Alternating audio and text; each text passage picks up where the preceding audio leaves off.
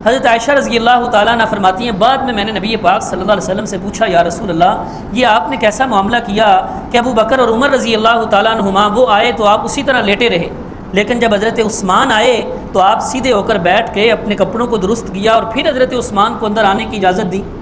آپ علیہ السلام نے تاریخی جملہ ارشاد فرمایا، آپ نے فرمایا الا استحیی من رجل تستحیی منہ الملائکہ، میں اس شخص کی حیا کیوں نہ کروں جس سے فرشتے بھی حیا کرتے ہیں،